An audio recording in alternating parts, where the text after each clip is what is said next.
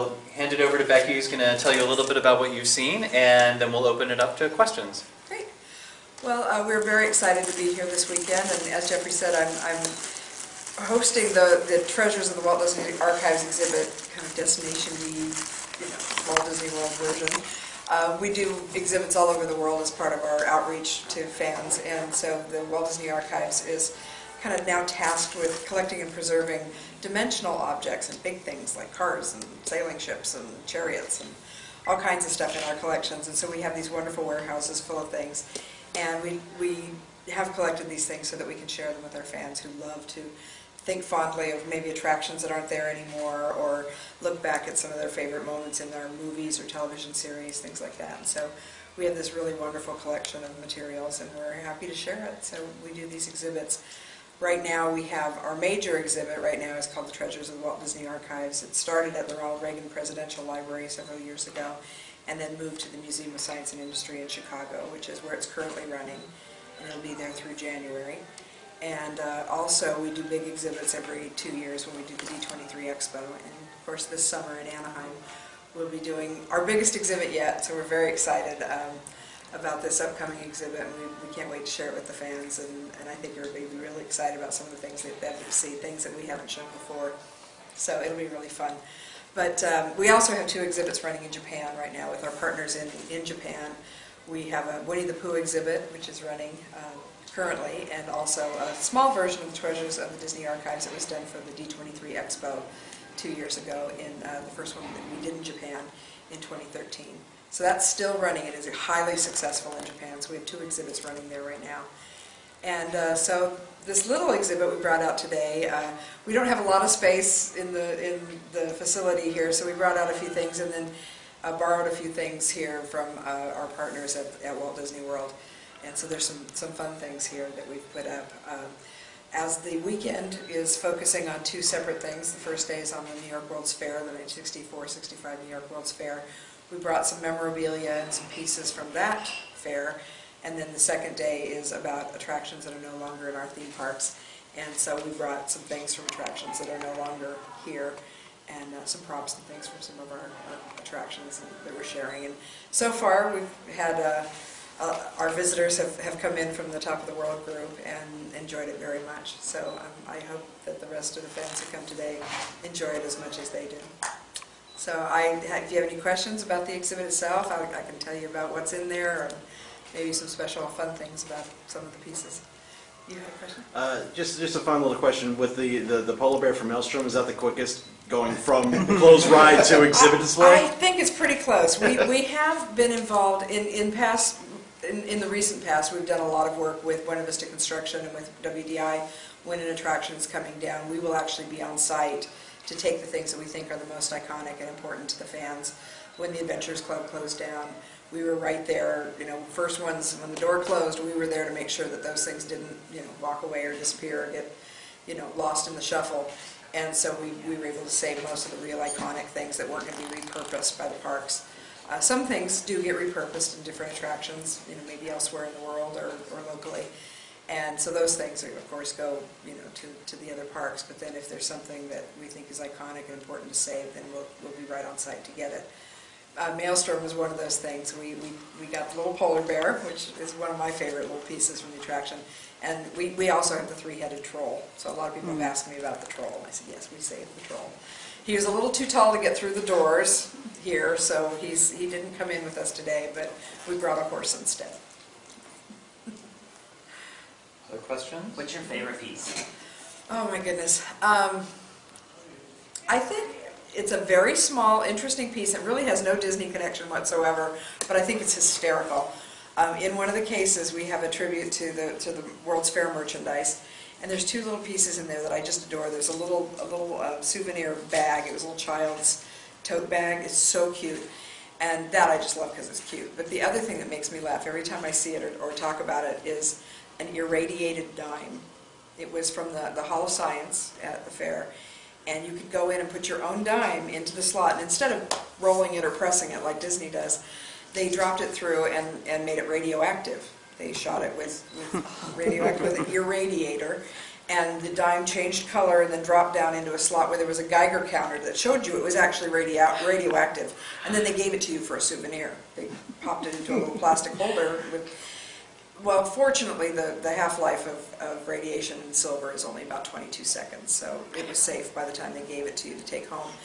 And it's 50 years later now, so I think we're all safe. But I love that piece. It makes me laugh every time I see it, that they were giving out radioactive dimes. So.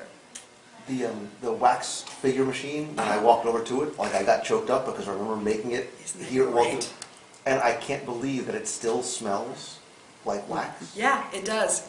It does. And it lights up with it's got the original boards and everything in it. And we borrowed that from a collector who lives down here in Florida, and he had some. We have a few. The white Moldorama is what it's called. The white Moldorama pieces that are in there are from the Archives collection. And those are the Disney versions that were done during the fair. But he loaned us some of the dinosaurs and the presidents and things like that were elsewhere throughout the fair. And they had those Moldorama machines all throughout the fair, especially at the Sinclair Oil Pavilion, where they had the dinosaurs and you could go in. But they were really popular in the 60s, 50s, 60s, 70s. They would show up at every theme park. We had them at the Los Angeles Zoo where I grew up, and you could go get your lion or your giraffe or whatever. And yeah, the machines still smell like plastic. The figures that are in there are from the 50s? Those wax figures have lasted? Yeah, the ones on the top, the white ones, are from the World's Fair. And then some of them, there's a few of them, there's a dinosaur that says World's Fair on it that I think actually he collected it from the World's Fair. Some of the others I think were molded later from the same machines, but yeah, so we just put them in there so you could see the different types of things that they did. I like the presidents, I think they're funny. I have a question. Sure. Is there anything that you passed on at the archives, Oh, that you wish that? Oh, that I wish that I hadn't? Mm-hmm. I don't think there's anything that I think I had the opportunity to get that I passed on. We do have to pass on things. Unfortunately, there's just so much warehouse space that we're able to get. And we do take the things. We have a collections policy that kind of guides us. And the one thing that we do is we make sure that the props and materials, and we take costumes, so forth, are iconic. We try to get things that people will instantly recognize when they see them, or things that they would expect to see in an exhibit. If we did an exhibit on a particular subject, if with, for example, a film, you have a movie like Pirates of the Caribbean, Dead Man's Chest, well, that Dead Man's Chest better be in the archives.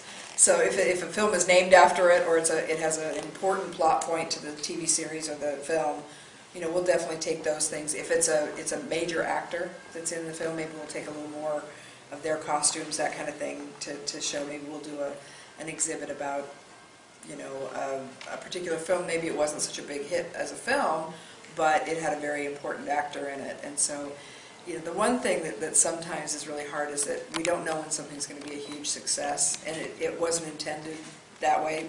Prime example, and I think the thing that we missed that I wish we had known better at the time was High School Musical. When nobody knew that was going to be the enormous hit that it was and spawn these sequels and things.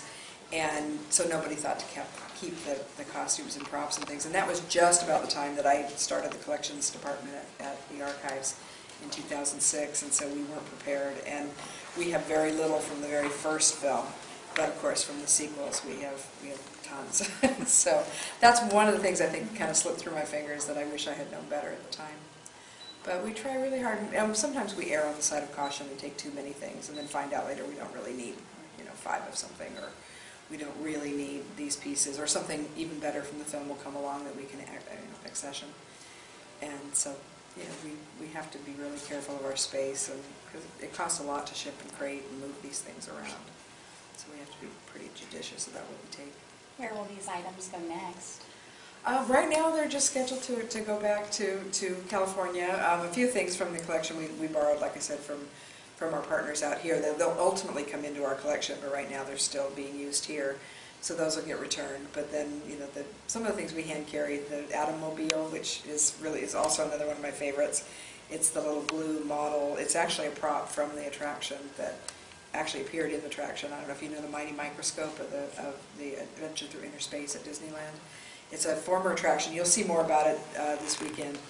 It's a former attraction, and it gave you the illusion that you were going into this Mighty Microscope in an Atommobile, which was kind of like a doom buggy.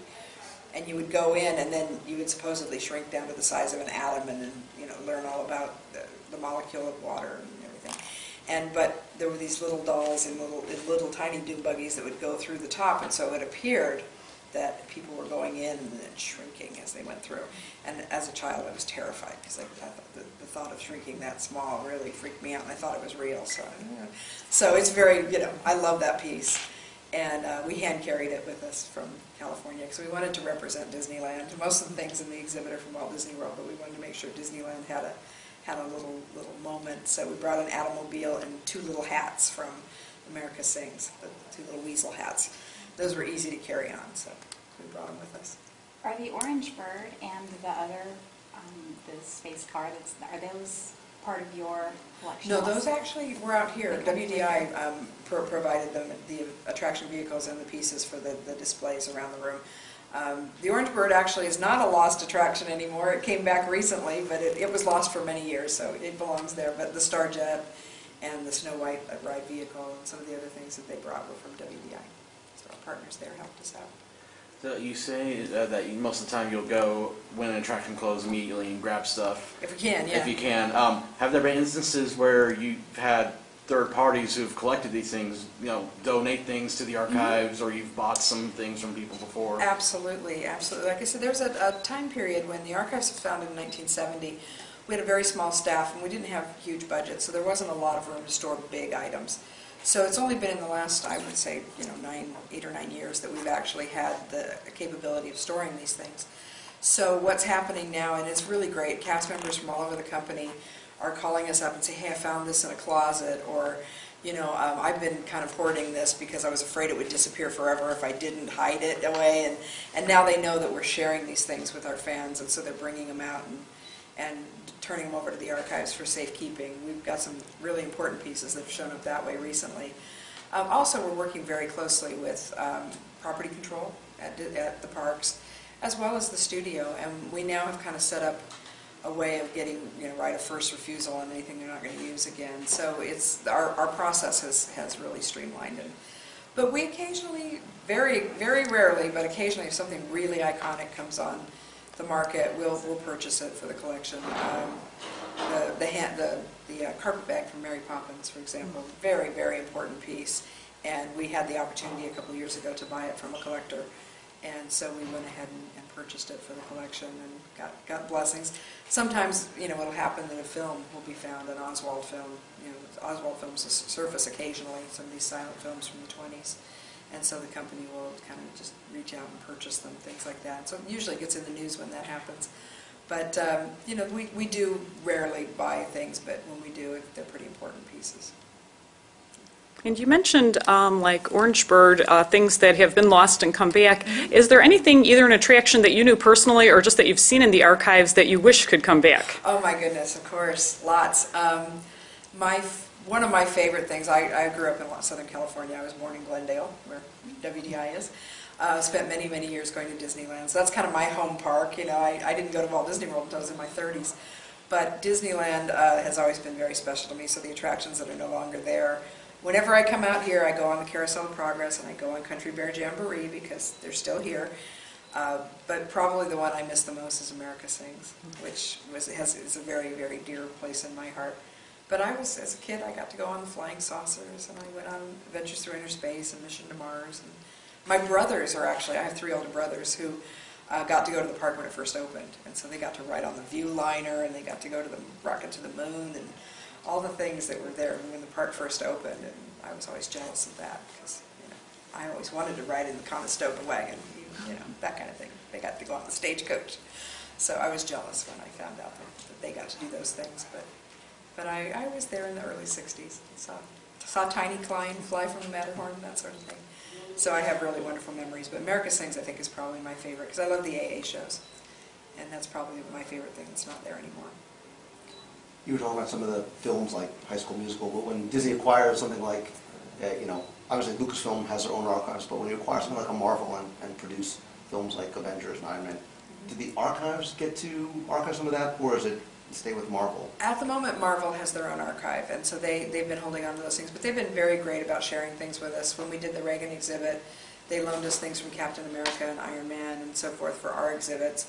So we work together with them in partnership, but right now they actually hold the assets. Lucasfilm's going to be a little different. George Lucas kept most of the assets from the earlier films as his own private collection, which hopefully will eventually get into a museum that folks can go see. But the films going forward are actually going to be treated as all of our Disney films. So they'll be treated the same way as Maleficent or Pirates of the Caribbean or Cinderella. And we will get the assets in the archives. So going forward with the new films will be the Lucasfilm archives, just as we are with Disney and some of our other brands, Touchstone and so forth. So that's I a like how big you smile when you responsibility. say- I love Lucasfilm. I'm a big Disney fan and a big Lucasfilm fan. So I love the Star Wars and Indiana Jones universes. I'm excited. So that'll be really fun. So ask me in a couple of years, what it's like, because it's going to get crazy. And I'm going to need much more warehouse space. That's my cry. That's what I ask for. Every fiscal year, what do you need? More space. More space. Of course, and staff. It's always the case. You ask any librarian or archivist that, and that's it. Obviously, more people and more space. Sorry.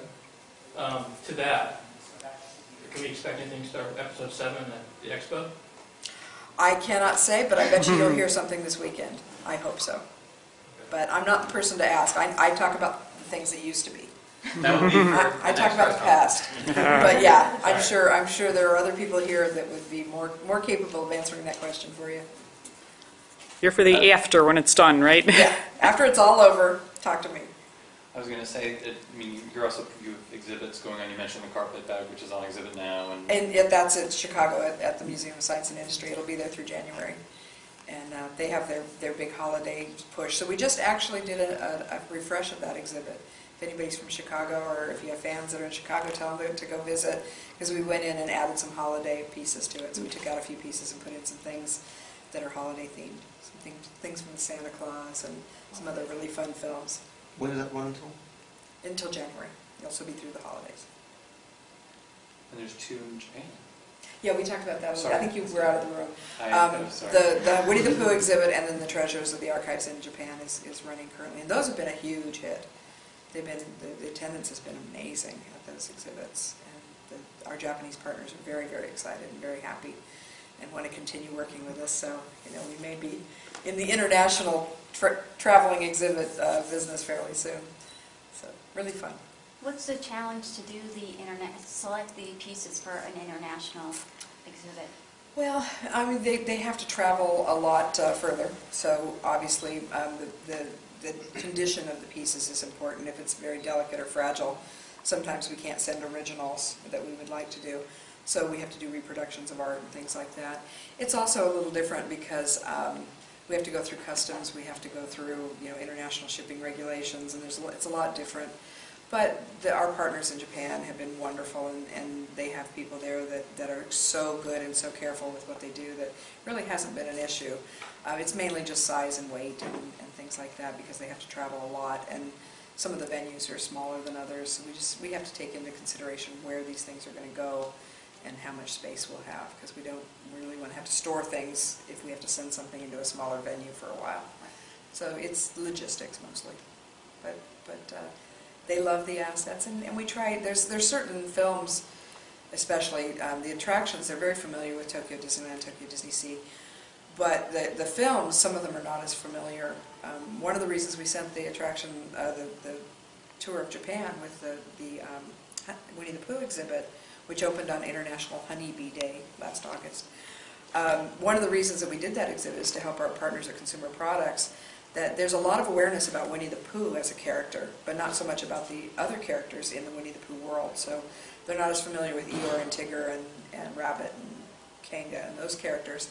And so they wanted to broaden the awareness of those characters in Japan. And so we did this exhibit focusing on the stories of Winnie the Pooh and gave them information about these other wonderful characters, and they've embraced it tremendously.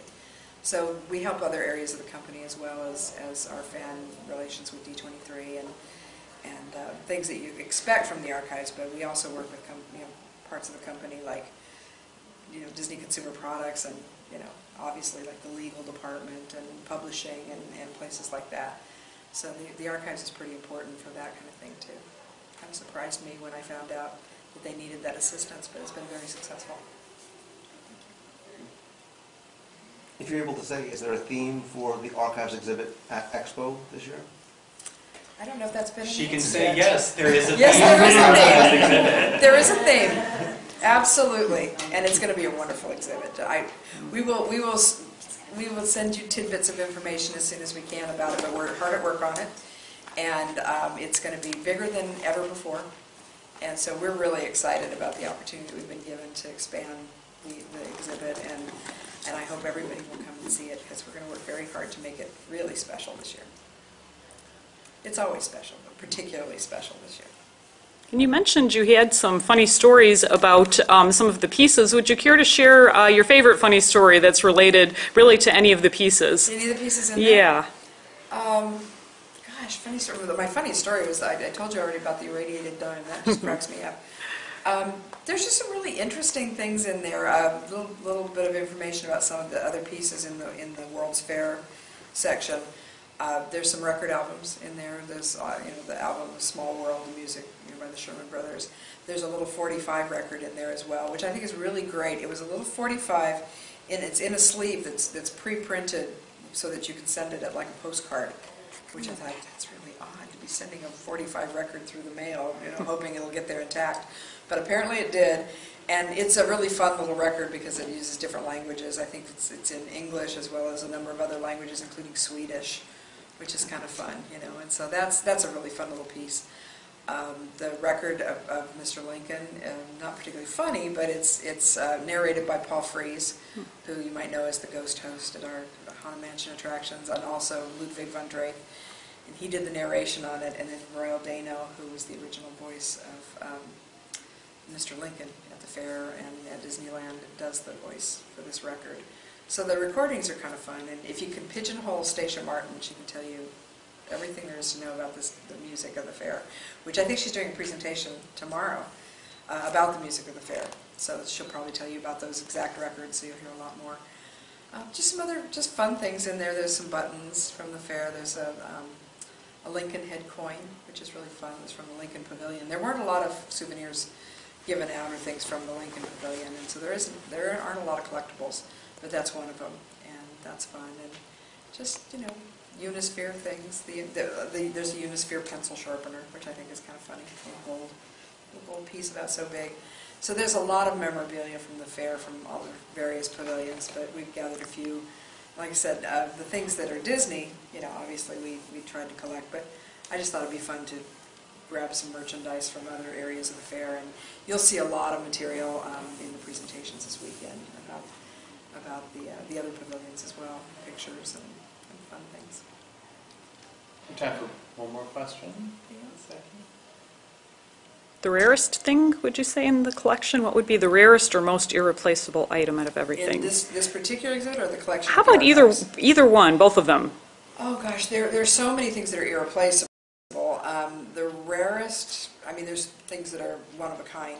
I think some of the most beautiful pieces that are extremely rare would be like the books, the props, storybooks from our animated films, because animated features are drawn and there aren't a lot of props from them.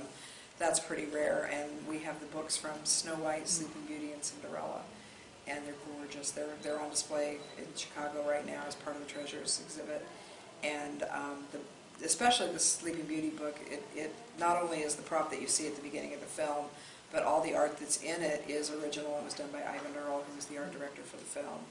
And it's absolutely gorgeous artwork, absolutely beautiful. And we got to the opportunity to conserve it recently. A few years back, we took all the art out of it and put blank pages in so that we could display the book and then preserve the art separately, so it can now be displayed together. So, and it's all in much better condition, much safer now. That's part of the thing we do too, is not just collect and store carefully these materials, but we also try to conserve them and preserve them for future generations. So that's one of my favorite pieces in the whole collection, and I think it's rare and beautiful. Well, thank you very much, Becky. My pleasure. Thank you. I will see all of you throughout the weekend, and if you have any You're questions, doing two presentations, right? please check me. Yeah, I'm doing one for each day. I'm doing a presentation tomorrow towards the end of the day, I'm doing one about the lost pavilion of the World's Fair, which was the Coca-Cola Pavilion, and give you a little background on Disney and the history of Disney and Coca-Cola, but also the pavilion that Coke ended up doing and the one that they could have done had they gone with the Disney pitch. So it's going to be a pretty special exhibit with some artwork that hasn't been shared before. And then the second day on Sunday, I'm going to do a co-presentation with Stacia Martin about lost attractions from Disneyland. So that'll be fun. So I'm looking forward to both of those. And like I said, if you see me and you have any questions, I'm more than happy to answer them. Thank you. Thank you. Thank you so much.